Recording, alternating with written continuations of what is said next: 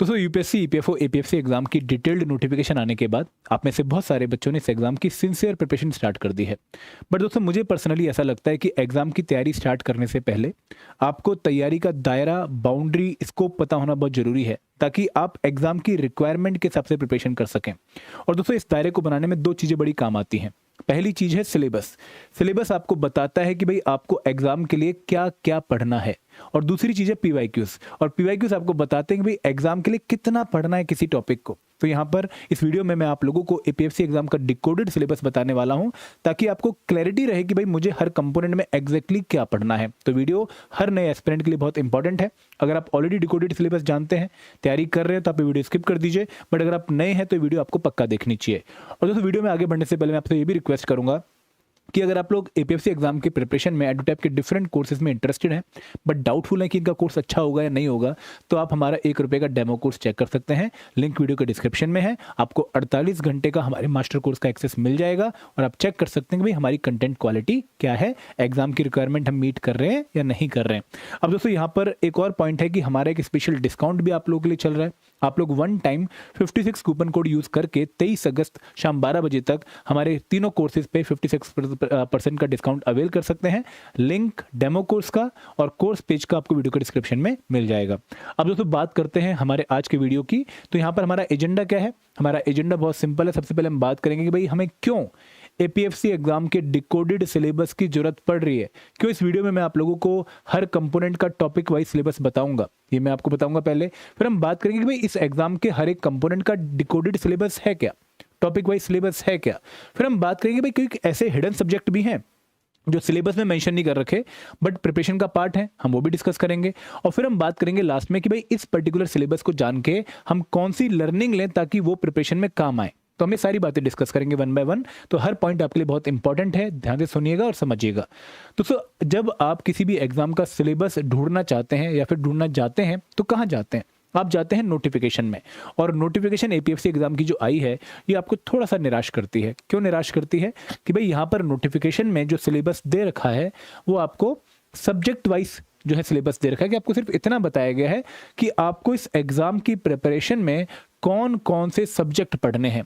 कि भाई आपको जर्नल इंग्लिश पढ़ना है, आपको इंडियन कल्चर पढ़ना है, फ्रीडम मूवमेंट यानी कि मॉडर्न हिस्ट्री पढ़नी है, डेवलपमेंटल इश्यूज पढ़ना है, इंडियन इकोनॉमी पढ़ना है, governance and constitution of India पढ़ना है, जनरल साइंस पढ़ना है, नॉलेज ऑफ कंप्यूटर एप्लीकेशन पढ़ना है, मैथ पढ़ना है, स्टैट पढ़ना है। तो सिर्फ सब्जेक्ट के नाम है। बट अगर आप जानना चाहें कि भाई मुझे governance and constitution of India में क्या गवर्नेंस भी पढ़नी है या सिर्फ कॉन्स्टिट्यूशन ऑफ इंडिया पढ़ना है, तो ये आपको क्लैरिटी नहीं देगा। अगर आप जानना चाहेंगे भाई क्या ये governance and constitution of India मेरी सिविल सर्विस एग्जाम की इंडियन पॉलिटी है, अगेन ये आपको क्लैरिटी नहीं देगा। क्यों? क्योंकि आपको पता ही नहीं है कि कौन कौन से टॉपिक आपको पढ़ने हैं इस पर्टिकुलर कंपोनेंट के अंदर। आपको यूपीएससी ने नोटिफिकेशन में इनको मेंशन करके दिया ही नहीं है, तो यहाँ पर डाउट आ जाता है। अब लेबर कोड पढ़ने हैं, इंडस्ट्रियल रिलेशन पढ़ना है, सोशल सिक्योरिटी पढ़ना है। अब सोशल सिक्योरिटी में एक्ट पढ़ने या नहीं पढ़ने, अभी डाउट आ गया। तो यहाँ पर इसलिए हमें डिकोडेड सिलेबस की पड़ती है। और वो डिकोडेड सिलेबस हम कैसे बनाते हैं? हम बनाते हैं इन एग्जाम्स के पीवाईक्यू की एनालिसिस करके कि भाई इन पर्टिकुलर एग्जाम में इन टॉपिक से कौन कौन, इन पर्टिकुलर कंपोनेंट से किस किस टॉपिक से क्वेश्चन आए हैं, हम उनको क्लब करके और बाकी सिमिलर एग्जाम को एनालाइज करके हम आपको एक टॉपिक लिस्टिंग देते हैं। तो वो जो आपको मैं डिकोडेड सिलेबस बताने वाला हूं वो इसी बेसिस पे हमने प्रिपेयर किया है। अब दोस्तों हमारे कंपोनेंट कौन कौन से हैं? हमारा पहला कंपोनेंट है Indian culture, heritage and freedom movement. यहाँ पे जब आप इस पर्टिकुलर टॉपिक को डिकोड करेंगे तो आपको दो पार्ट दिखेंगे, एक है इंडियन कल्चर एंड हेरिटेज और दूसरा है फ्रीडम मूवमेंट। अब फ्रीडम मूवमेंट का मतलब क्या है? Modern history.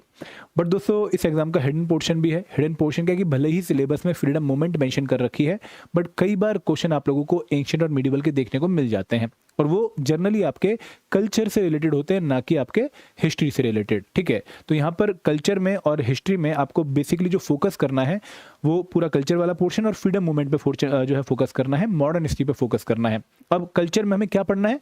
हमें religion, philosophy, architecture, then paintings, dance form, music, tangible heritage sites, intangible heritage sites. तो ये सारे टॉपिक जो जनरली हम सिविल सर्विस एग्जाम में प्रिपेयर कर रहे होते हैं वही टॉपिक हमारे यहाँ पे भी प्रिपेयर करने होते हैं।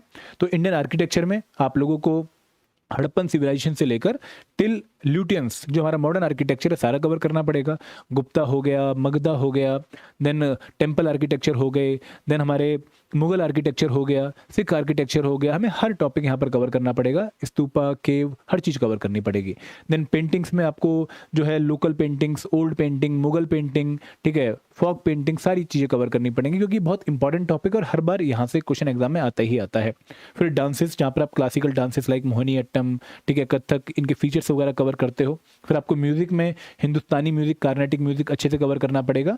हैंडीक्राफ्ट से क्वेश्चन आ जाता है। रिलीजन एंड फिलॉसफी एक बहुत इंपॉर्टेंट टॉपिक है जहाँ पर रिलीजन से हमें पिछले कुछ टाइम से हर बार एक क्वेश्चन देखने को मिल रहा है और यहाँ पर भी Buddhism and Jainism are most important. फिर फेयर एंड फेस्टिवल आपसे पूछ लेते हैं कई बार। वर्ल्ड हेरिटेज साइट्स अगर कोई न्यूज़ में है तो क्वेश्चन में आ जाती हैं और आपसे फेमस आर्कियोलॉजिस्ट के ऊपर भी क्वेश्चन पूछ लेते हैं। तो ये आपके कुछ टॉपिक हैं कल्चर में जो आपको अच्छे से प्रिपेयर करने हैं। अगर मैं मॉडर्न हिस्ट्री की बात करूं तो मॉडर्न हिस्ट्री में आप लोगों ने रिवोल्ट ऑफ 1857 या फिर बैटल ऑफ प्लासी 1757 से शुरुआत नहीं करनी है, आपने थोड़ा पीछे से शुरुआत करनी है। आपने शुरुआत करनी है decline of Mughal and advent of European से। फिर आपने पढ़ना है कि भाई अंग्रेजों ने कैसे भारत पे अपना कंट्रोल बढ़ाया और अंग्रेजों की इनिशियल पॉलिसीज क्या थी जिन्होंने भारत को कब्जाने में उनकी हेल्प करी और कैसे उन्होंने भारत में इकोनॉमिक एक्सप्लॉयटेशन किया। फिर कैसे उनके खिलाफ रिएक्शन हुई, पीजेंट मूवमेंट, ठीक है, ट्राइबल अपराइजिंग और फिर रिवोल्ट ऑफ 1857। और इसी दौरान जो सोशियो रिलीजियस रिफॉर्म मूवमेंट थी वो आप कवर करेंगे। फिर कांग्रेस की फॉर्मेशन, स्वदेशी मूवमेंट, एक्सट्रीमिस्ट मूवमेंट, फिर हमारी जो है गांधी जी की एंट्री और फिर गांधीयन मूवमेंट। तो यहाँ पर आपको डिक्लाइन ऑफ मुगल से लेकर टिल इंडिपेंडेंस जितने भी हमारे टॉपिक हैं वो अच्छे से कवर करने पड़ेंगे और यहाँ पे बहुत वाइड एरिया है, आपको मल्टीपल रिवीजन भी करनी पड़ेगी। अब अगर आपका डाउट है कि मुझे एंशिएंट एंड मिडिवल पढ़नी है तो मैं कहूँगा कि भाई आपका प्राइम फोकस इन दोनों एरियाज पे होना चाहिए। अगर आपको टाइम मिल जाता है तो उस केस में आप तमिलनाडु बोर्ड की जो बुक है क्लास 11th की SCRT की, आप उसको फॉलो कर सकते हैं for quick coverage of ancient and medieval history. ठीक है, आगे बढ़ें। अब दोस्तों बात करते हैं सेकंड कंपोनेंट है हमारा governance and constitution of India. तो पुराने पेपर के एनालिसिस के बेसिस पे हमने आइडेंटिफाई किया है कि भाई यहाँ पर आप लोगों को जो है गवर्नेंस वाला पोर्शन कवर नहीं करना है, आपको इंडियन पॉलिटी ही पढ़ना है। और इंडियन पॉलिटी का डिकोडेड सिलेबस क्या है? इंडियन पॉलिटी में आपने शुरुआत करनी है कॉन्स्टिट्यूशनल फ्रेमवर्क समझने से, जहां पर आप क्या क्या पढ़ते हैं? आप पढ़ते हैं historical background of Indian constitution, constitution होता क्या है, क्यों जरूरत पड़ती है कॉन्स्टिट्यूशन की, डिफरेंट टाइप्स ऑफ कॉन्स्टिट्यूशन कौन कौन से हैं। ठीक है, फिर आप पढ़ते हैं मेकिंग ऑफ इंडियन कॉन्स्टिट्यूशन, जहां पर आप कमेटीज के बारे में पढ़ते हैं, major committees, minor committees, BR Ambedkar ji की जो कंट्रीब्यूशन है वो हम पढ़ते हैं। ठीक है, कैसे कैबिनेट मिशन प्लान के बाद हमारा संविधान सभा बना और फिर उसने हमारा संविधान बनाया, ये सब हम पढ़ते हैं। फिर हम पढ़ते हैं कि हमारा जो संविधान बना उसके फीचर्स क्या थे। फिर हम पढ़ते हैं प्रेम्बल ऑफ इंडियन कॉन्स्टिट्यूशन जो कि आइडेंटिटी कार्ड है हमारे कॉन्स्टिट्यूशन का। फिर हम कवर करते हैं अमेंडमेंट ऑफ इंडियन कॉन्स्टिट्यूशन। तो ये बेसिकली हमारा कॉन्स्टिट्यूशन फ्रेमवर्क वाला पोर्शन है जो हमें अच्छे से कवर करना है और यहीं पर हम बेसिक स्ट्रक्चर डॉक्ट्राइन और केशवानंद भारती के जजमेंट भी कवर करते हैं।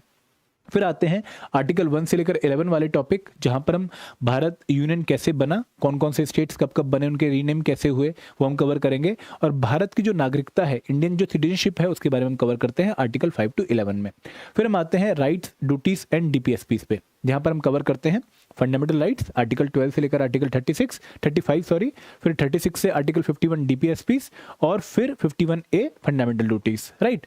फिर हम सेंटर स्टेट रिलेशन कवर करते हैं, यहाँ पर हम एडमिनिस्ट्रेटिव रिलेशन पढ़ेंगे, एग्जीक्यूटिव रिलेशन पढ़ेंगे, लेजिस्लेटिव रिलेशन पढ़ेंगे, जोनल काउंसिल पढ़ेंगे, इंटर स्टेट काउंसिल पढ़ेंगे, इमरजेंसी प्रोविजंस पढ़ेंगे। ठीक है, डिफरेंट कमेटीज जो बनी है सेंटर के द्वारा या फिर स्टेट के द्वारा, जो सेंटर स्टेट रिलेशंस को इंप्रूव करने के लिए बनी है, वो हम कवर करेंगे। तो ये आपका सेंटर स्टेट रिलेशन का पोर्शन है। जब मैं एग्जीक्यूटिव की बात करता हूं तो एग्जीक्यूटिव में आपने क्या क्या कवर करना है? आपने यहां पर कवर करना है प्रेसिडेंट। पहले हम यूनियन एग्जीक्यूटिव पढ़ेंगे। यूनियन एग्जीक्यूटिव में कौन कौन से हैं? President, vice president, prime minister, council of minister and attorney general of India. फिर आते हैं स्टेट एग्जीक्यूटिव। यहां पर हम क्या क्या पढ़ेंगे? हम पढ़ेंगे governor, chief minister, state council of minister and advocate general of state, ये हम यहाँ पर कवर करते हैं। फिर आता है लेजिस्लेचर वाला टॉपिक, जहां पर हम दो तरह के लेजिस्लेचर कवर करते हैं। पहला है इंडियन पार्लियामेंट जो कि हमारी यूनियन लेजिस्लेचर है, बहुत इंपॉर्टेंट टॉपिक है, और दूसरा है स्टेट लेजिस्लेचर जहां पर हम state legislative assembly and state legislative council दोनों कवर करेंगे। फिर आती है जुडिशरी। जुडिशरी में हम कवर करते हैं सुप्रीम कोर्ट, हाई कोर्ट, सब ऑर्डिनेट कोर्ट, ये तीनों टॉपिक बहुत इंपॉर्टेंट हैं। फिर दोस्तों आते हैं बहुत सारी कॉन्स्टिट्यूशनल बॉडीज जहां पर हम कवर करेंगे election commission of India, CAG, ठीक है, फाइनेंस कमीशन, आपका यूपीएससी हो गया, स्टेट पीसीएस हो गया, national commission for schedule caste हो गया, शेड्यूल ट्राइब हो गया, बैकवर्ड क्लासेस हो गया, special officer for linguistic minority हो गया। तो ये जो टॉपिक है ये आपके किसका पार्ट है, कॉन्स्टिट्यूशनल बॉडीज के, और सारी बॉडीज बहुत इंपॉर्टेंट है। और दोस्तों फिर आती है बहुत सारी नॉन कॉन्स्टिट्यूशनल बॉडीज जहां पर हम एनएचआरसी हो गया, इन्फॉर्मेशन कमीशन हो गया, सीबीआई हो गया, लोकपाल हो गया, लोकायुक्त हो गया, हम उनको कवर करेंगे, नीति आयोग हो गया। तो यहाँ पर जो बॉडीज न्यूज़ में वो आपके लिए बहुत इंपॉर्टेंट है। लोकल गवर्नमेंट में हम कवर करते हैं पंचायती राज institution and municipalities. And last में कुछ मिसलेनियस टॉपिक है लाइक यूटी के रिगार्डिंग प्रोविजंस क्या है, शेड्यूल्ड एरिया, शेड्यूल्ड ट्राइब के रिगार्डिंग प्रोविजन क्या है, तो आप उनको कवर कर लीजिए। तो ये आपका पॉलिटी का डिकोडेड सिलेबस है। मैंने आपको बहुत डिटेल में बता दिया है, आपको क्लैरिटी मिल गई होगी। अब दोस्तों आता है Indian economy and insurance and developmental issues. तो यहाँ पर हम वन बाय वन कवर कर लेते हैं। अगर मैं इंश्योरेंस की बात करूँ तो इकोनॉमी की बात करूँ तो इकोनॉमी में आपने वही सिलेबस प्रिपेयर करना है जो हमारा जनरली यूपीएससी एग्जाम में होता है। यहाँ पर हम क्या पढ़ते हैं कि भाई डिमांड क्या होती है, सप्लाई क्या होती है, इंडिया में जो मेजरमेंट है ग्रोथ की वो कैसे होती है, इंडिया में भी नहीं वर्ल्ड लेवल पे, जैसे जीडीपी क्या होती है, जीएनपी क्या होती है, एनएनपी क्या होती है, फैक्टर कॉस्ट क्या होता है, मार्केट प्राइस क्या होता है, डिफ्लेटर क्या होता है, ये सारी चीज़ हम कवर करेंगे। फिर हम कवर करेंगे हमारी मॉनेटरी पॉलिसी, इन्फ्लेशन, ठीक है, then fiscal policy, budget formation कैसे होती है, बजट के कौन कौन से कंपोनेंट्स होते हैं, फिर बैलेंस ऑफ पेमेंट क्राइसिस कि भाई करंट अकाउंट क्या होता है, कैपिटल अकाउंट क्या होता है। फिर हम कवर करेंगे इंडिया की इकोनॉमिक हिस्ट्री जहाँ पर हम 5 ईयर प्लान्स पढ़ते हैं, ठीक है, एलपीजी रिफॉर्म्स पढ़ते हैं, लिबरलाइजेशन पढ़ते हैं। फिर हम कवर करेंगे इंडिया की poverty alleviation and employment generation programmes को, हम हमारी लेबर पॉलिसीज पढ़ेंगे, इंडस्ट्रियल पॉलिसीज पढ़ेंगे। फिर हम इकोनॉमिक इंस्टीट्यूशंस पढ़ेंगे रीजनल लेवल पे, लोकल लेवल पे, वर्ल्ड लेवल पे, और लास्ट में फाइनेंशियल कमीशन पढ़ेंगे। तो ये हमारा इकोनॉमी का सिलेबस है। अगर मैं बात करूं इंश्योरेंस की तो आपको प्रिंसिपल ऑफ इंश्योरेंस और इंश्योरेंस होता क्या है पता होनी चाहिए।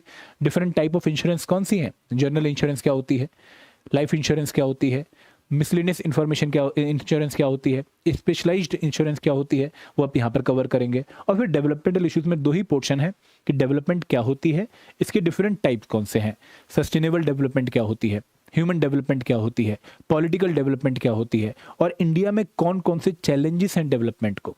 And last but not the least, जितनी भी डेवलपमेंट के रिगार्डिंग रिपोर्ट आती हैं like human development report, sustainable development report, वो आपको यहाँ पर कवर करनी है। तो ये आपका इकोनॉमी, डेवलपमेंटल इश्यूज और इंश्योरेंस का डिकोडेड सिलेबस है। आगे बढ़ के अब क्वांट, रीजनिंग और स्टेट की बात करें तो क्वांट में आप लोगों को जो आप ऑलरेडी किसी एग्जाम की तैयारी कर रहे हैं वही टॉपिक जनरली यहाँ पर पढ़ने हैं, कुछ डिफरेंस यहाँ पर नहीं है। तो आपको स्टार्ट करना है नंबर सिस्टम से, simplification, LCM, HCF, percentage, ratio, proportion, alligation, mixture, profit and loss, average, time and distance, boat and stream, pipe and cistern, mensuration, permutation, data interpretation, probability, number series. आप यहाँ पर height and distance भी add कर सकते हैं, कुछ geometry के topic भी ऐड कर सकते हैं, और लॉगरिथम जो सीरीज है वो भी हमारी कई बार एग्जाम में आ जाती है, तो ये टॉपिक भी आप ऐड कर सकते हैं। रीजनिंग में वही typical syllabus, syllogism, blood relation, direction sense, alphabetic series, coding, decoding, analogy, calendar, clock, counting figure, cube, cuboid, dice, ये आपके सिलेबस का पार्ट है। और स्टेट में स्टैटिस्टिक होती क्या है और कैसे उसको मेजर करते हैं, like mean, mode, median, standard deviation, वो आपको कवर करनी है। ये 4 topic, mean, mode, median, standard deviation, इस पे 2-2, 3-3 numerical, is more than enough for the exam. आगे बढ़े। अब दोस्तों बात करते हैं इंग्लिश और कंप्यूटर अवेयरनेस की। बहुत ही इंपॉर्टेंट स्लाइड है। इंग्लिश में आपने ग्रामर भी प्रिपेयर करनी है और आपने वोकेबुलरी भी प्रिपेयर करनी है। बट ये टॉपिक अगर आप प्रिपेयर करते हो तो एग्जाम के 20 क्वेश्चन आप सॉल्व कर सकते हैं। यहाँ पर part of speech, structure of sentence, subject verb agreement, noun, pronoun, verb, tenses, models, preposition, complex preposition, conjunction, articles, adjective, adverb, determiners, reading compression, synonym, antonym, idioms, phrases, one word substitution, ये आपके topic हैं English के। और computer में आपके ये वाले topic हैं। अगेन आपके पास पूरा डिकोडेड सिलेबस है, आप आराम से इसको चेक कर सकते हैं। और दोस्तों ये सिलेबस आपको प्रिपेयर करना ही होगा क्योंकि यहाँ से एग्जाम में काफ़ी क्वेश्चन आते हैं। आगे बढ़ के अगर हम बाकी कंपोनेंट्स की बात करें तो अकाउंटिंग में आपको ये 20 टॉपिक प्रिपेयर करने हैं। अब बोलेंगे कि सर 20 टॉपिक तो बहुत ज़्यादा हो गए, बट दोस्तों एग्जाम में अकाउंट्स काफ़ी स्कोरिंग है। 10 क्वेश्चन आपके एग्जाम में अकाउंटेंसी से आएंगे, तो आपको इन टॉपिक्स को अच्छे से प्रिपेयर करना ही होगा। थ्योरी बेस ऑफ अकाउंटिंग, जहाँ पर हम प्रिंसिपल ऑफ अकाउंटेंसी पढ़ते हैं, revenue recognition principle, conservatism principle, ठीक है, ये प्रिंसिपल आपके एग्जाम में हर बार आते हैं, तो आपको करना पड़ेगा। Recording transactions part 1, part 2, trial balance, bill of exchange, income statement, balance sheet, ratio analysis, cash flow statement, ये सारे टॉपिक बहुत इंपॉर्टेंट हैं। Then accounting transaction for share capital, for bonus share and right issue, ये बहुत important है। Buyback of share, introduction to accounting standard, यहाँ पर जो प्लांट प्रॉपर्टी एंड इक्विपमेंट वाला जो टॉपिक है बहुत बहुत इंपॉर्टेंट है, हर बार एक क्वेश्चन आ रहा है। तो आपको ये 20 टॉपिक अकाउंटेंसी में और ऑडिटिंग में आपने ये 9 टॉपिक प्रिपेयर करने हैं कि भाई अकाउंटिंग ऑडिटिंग होती क्या है, नेचर क्या है, ऑब्जेक्टिव क्या है, स्कोप क्या है, इसकी क्लासिफिकेशन कैसे होती है, ऑडिट की स्ट्रेटेजी कैसे बनती है, डॉक्यूमेंटेशन कैसे होती है, ऑडिटर की रिपोर्ट कैसे प्रिपेयर होती है, वाउचिंग क्या होती है। तो ये आपको जो भी टॉपिक यहाँ पर मैंने मेंशन किए हैं इनकी सरफेस लेवल नॉलेज होनी बहुत ज़रूरी है, क्योंकि यहाँ पर ये जो पोर्शन है ये 13 क्वेश्चन एग्जाम में कैरी करेगा और इन 13 में से अगर आपने इनको पढ़ रखा है, ट्रस्ट मी, आप इजीली 10+ क्वेश्चन सॉल्व कर सकते हैं। अगर मैं बात करूं आईआर एंड लेबर लॉ की, तो इस बार के सिलेबस में सबसे बड़ा एडवांटेज ये हो गया है कि आपको पता लग गया है कि भाई आपको आईआर और लेबर कोड पढ़ने हैं, आपको लेबर लॉ नहीं पढ़ने हैं। This is the best advantage जो यूपीएससी ने हमें दे दिया है। तो 4 लेबर कोड है, code on social security, code on wages, industrial relation code and occupational safety and working condition code. अब अगर मैं आईआर की बात करूं तो आईआर में लेबर फोर्स इंडिया की कैसी है, ठीक है, ट्रेड यूनियन के कौन कौन सी हैं, कैसे बनती हैं, क्राइटेरिया क्या है, कब बनी थी, कौन उनके फाउंडिंग चेयरमैन थे, किस पॉलिटिकल पार्टी से एफिलेटेड हैं, ये आपको पता होना चाहिए। देन कलेक्टिव बार्गेनिंग कैसे होती है, इंडस्ट्री में डिसिप्लिन कैसे मेंटेन होता है, harmonious relation government employer employee के बीच में कैसे मेंटेन होता है, और अगर कोई डिस्प्यूट अराइज हो भी जाए तो उसको कैसे सॉल्व करते हैं। फिर जो है डिसिप्लिन कैसे मेंटेन होने के बाद हम कवर करते हैं वर्कर की पार्टिसिपेशन मैनेजमेंट में। फिर हम बात करते हैं कि उनको वेजेस कैसे मिलते हैं, उनका वेलफेयर कैसे होता है, उनकी हेल्थ एंड सेफ्टी का हम कैसे ध्यान रखते हैं, और हमने कौन कौन सी कन्वेंशन आईएलओ की साइन कर रखी हैं। और फिर कुछ मिसलेनियस टॉपिक में हम कवर करते हैं different theories regarding industrial relation. तो ये पूरा जो पोर्शन है काफ़ी इंपॉर्टेंट है और आपको कोड पे पूरा फोकस करना है, लेबर लॉ आपने प्रिपेयर नहीं करने हैं। अब दोस्तों अगर मैं सोशल सिक्योरिटी की बात करूं तो यहाँ पर उन्होंने सोशल सिक्योरिटी इन इंडिया ही लिखा हुआ है, तो वहाँ पर डाउट है कि भाई एक्ट पढ़ने हैं या फिर कोड पढ़ना है केवल। तो मैं आपको सलाह दूंगा कि हमें डाउटफुल सिचुएशन में कर लेना चाहिए। तो ये 5 एक्ट आप अभी भी देख लेना, बट फोकस आपका कोड ऑन सोशल सिक्योरिटी होना चाहिए। 5 एक्ट कौन से हैं? Employee compensation act, employee state insurance act, EPF act जिसके थ्रू ईपीएफओ बना है, maternity benefit act of 1961 and payment of gratuity act. और दोस्तों यहाँ पर स्कीम्स बहुत इंपॉर्टेंट है जो आप करंट अफेयर में प्रिपेयर कर रहे होते हो, लाइक अटल पेंशन योजना, नेशनल पेंशन स्कीम, ठीक है, रिटायरमेंट स्कीम लाइक अटल पेंशन योजना। तो ये आपकी बहुत इंपॉर्टेंट है, आप ये वाला पोर्शन भी अच्छे से प्रिपेयर करिएगा। फिर दोस्तों अगर मैं बात करूँ जनरल साइंस की, तो यहाँ पर टेक्नोलॉजी से क्वेश्चन कम आता है, आप यहाँ पर कम फोकस रखिएगा, बट यहाँ पर आपका फोकस पूरा होना चाहिए कि यहाँ पे 80% क्वेश्चन आपको यहाँ से देखने को मिलेंगे एंड 20% क्वेश्चन यहाँ से। और टेक्नोलॉजी पे भी क्वेश्चन आपका जनरली वहाँ से आता है जो टेक्नोलॉजी आपकी न्यूज़ में होती है। तो यहाँ पे आप टेक्नोलॉजी वाला पोर्शन के लिए कोई स्पेशल बुक या फिर सोर्स मत फॉलो करिए, आप करंट अफेयर में जो टेक्नोलॉजी न्यूज़ में है, फॉर एग्जाम्पल ब्लैक बॉक्स, ठीक है, कोई नई इंफॉर्मेशन कम्युनिकेशन टेक्नोलॉजी आई है, चैट जीपीटी में कोई इंप्रूवमेंट हो गया है, या फिर जो है ड्रोन के रिगार्डिंग कोई नई टेक्नोलॉजी आ गई है, तो आप न्यूज़पेपर से कवर करेंगे। बट बेसिक फिजिक्स केमिस्ट्री और बायोलॉजी में आपको ये टॉपिक प्रिपेयर करने हैं, matter, atoms, molecule, chemical bonding, periodic table, element, mixture, compound, solution, chemical reactions, acids and bases, metal, non metal, heat, organic chemistry. ये आपके फिजिक्स के Newton's law of motion, gravitation, work energy power, wave theory, light, electricity, magnetism, और ये आपके biology के। और तीनों से ही आप लोगों को एग्जाम में क्वेश्चन देखने को मिलेंगे। जनरली इससे 3-4 क्वेश्चन और इनसे 2-2 क्वेश्चन आ जाते हैं, बट आप तीनों पे ही फोकस करिएगा, ठीक है। और साइंस के लिए क्लास 6 से 10th की एनसीईआरटीज विल बी सफिशिएंट। अगर मैं आगे आपको बताऊं करंट अफेयर के लिए, तो करंट अफेयर दोस्तों बहुत वास्ट है, तो पहले तो 6 महीने का करंट अफेयर प्रिपेयर करिए और 5 डायमेंशंस पे स्पेशल फोकस रखिए। कौन कौन सी? Government scheme, report and indices, awards and honour, sports and आपका इंटरनेशनल कॉन्फ्रेंसेस समिट। ये 5 डायमेंशन आपके करंट अफेयर में वेरी वेरी इंपॉर्टेंट। आप कोई भी मैगजीन फॉलो कर सकते हैं विजन आईएएस की दृष्टि की, बट आपने इन 5 डायमेंशन को अच्छे से कवर करना है। अब दोस्तों क्या सिलेबस में कुछ हिडन पोर्शन भी है? बिल्कुल है। आपसे कई बार ancient and medieval history, environment, geography, इनके ऊपर क्वेश्चन पूछ लेते हैं, बट यहाँ पर रूल क्या है कि अगर इन टॉपिक में से कोई पॉइंट न्यूज़ में है तो क्वेश्चन पूछा जाएगा। फॉर एग्जाम्पल अब मान लो कोसी रिवर में बाढ़ आ गई और इस बार वो बहुत न्यूज़ में है, तो आपसे क्वेश्चन करंट अफेयर की वजह से पूछा जाएगा कि भाई कोसी की ट्रिब्यूटरी कौन सी है, कोसी कहाँ से आती है। तो जो ज्योग्राफी या एनवायरनमेंट का पोर्शन न्यूज़ में आ जाता है वो आपको करंट अफेयर के सेक्शन से प्रिपेयर करना होगा और वो एग्जाम में आ सकता है। फिर आप ये नहीं बोलेंगे कि भाई ज्योग्राफी से क्वेश्चन कैसे आ गया। फॉर एग्जाम्पल मैं एक और सिचुएशन देता हूँ कि जैसे इस बार आप लोगों ने सबने पढ़ा होगा कि जो निम्स पूर्जा हैं, जो एक बहुत इंपॉर्टेंट या बहुत फेमस जो है माउंटेनियर थे, उनकी डेथ हो गई थी ब्रॉड पीक पे जो है चढ़ते हुए। अब ये जो है ज्योग्राफी में क्वेश्चन कैसे बन सकता है कि आपसे पूछ सकते हैं कि भाई इंडिया में कौन कौन सी माउंटेन्स हैं जो कि 8000 मीटर से ऊपर है। इंडिया में कौन सी ऐसी ऐसी माउंटेन्स हैं? तो आपसे जब ये क्वेश्चन पूछा जाएगा तो आप कहेंगे कि ज्योग्राफी का क्वेश्चन है। नहीं, क्योंकि ये करंट अफेयर में था इसलिए आपसे क्वेश्चन पूछा गया है। ठीक है, तो यहाँ पे ये पॉइंट आपने ध्यान रखने हैं। अब हमारे लिए लर्निंग्स क्या है? सिंपल सी लर्निंग है कि भाई जल्दी पढ़ना पड़ेगा और डिले नहीं कर सकते, क्योंकि ऑलरेडी प्रिपरेशन काफ़ी डिले हो चुकी है। आपको नोटिफिकेशन से पहले ही स्टार्ट करना चाहिए था इस वास्ट सिलेबस को प्रिपेयर करने के लिए, बट अगर नहीं किया है कोई बात नहीं, अब कर लेते हैं।